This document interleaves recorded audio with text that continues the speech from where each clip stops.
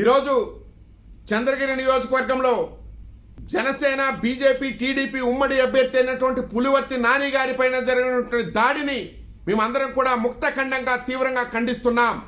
ఏదైతే ఈ వైసీపీ ప్రభుత్వానికి వ్యతిరేకంగా రాష్ట్ర వ్యాప్తంగా కూడా ప్రజలందరూ కూడా ఈ వైసీపీ ప్రభుత్వాన్ని పారతులాలని చెప్పి నిర్ణయించుకొని వారు తగిన ఓటు రూపంలో వారికి తగిన బుద్ధి చెప్పారని చెప్పి వీరికి తెలిసిపోయి ఎటు ఓడిపోతున్నామని తెలిసిపోయి ఈరోజు ఈ విధంగా దాడులు చేయటం నిజంగా అమానుషం.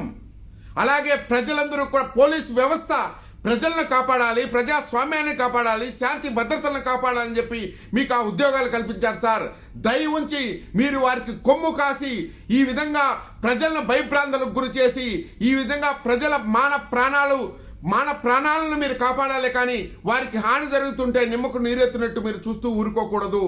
అలాగే చంద్రగిరి నియోజకవర్గంలో ఉన్నటువంటి యావత్ జనసేన టీడీపీ బీజేపీ కార్యకర్తలు అందరూ కూడా కానీ మన పులివర్తి నాని గారికి మద్దతుగా అక్కడికి వెళ్ళి వారికి మద్దతు తెలియజేసి మన బలం ఏంటో నిరూపించుకోవాల్సిన ఆవశ్యకత ఈ సమయం ఉంది.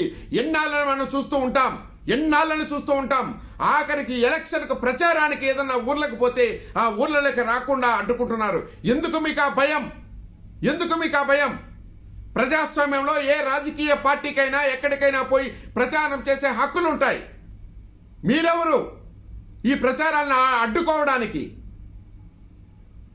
అలాగే ఈరోజు ఈ దాడులు నిజంగా ఎంతటి మనం ఏమన్నా ఆటవికమైనటువంటి ఇదిలో ఉన్నామో మనము ఎక్కడ బ్రతుకుతున్నాం? వీటిని అరికట్టవలసినటువంటి ఈ పోలీస్ వ్యవస్థ నిమ్మకు నీరెత్తినట్టు చూస్తూ ఉండటం నిజంగా ప్రజలందరూ కూడా గమనిస్తున్నారు సార్. దయ ఉంచి మీరు ఇంకా ఆ మాయలో ఉన్నారేమో, మళ్ళీ వైసీపీ అని ఈ 4వ తారీఖు తర్వాత మీకు తెలిసొస్తుంది. మీరు ప్రజలను కాపాడండి, శాంతి భద్రతలను కాపాడండి. అలాగే చంద్రగిరి నియోజకవర్గంలో ఉన్న ప్రతి ఒక్కరూ కూడా వీటిని ఖండిస్తూ వారికి మద్దతుగా అక్కడ మన పులివర్తి నాని గారికి మద్దతుగా నిలవలసిన ఆవశ్యకత మన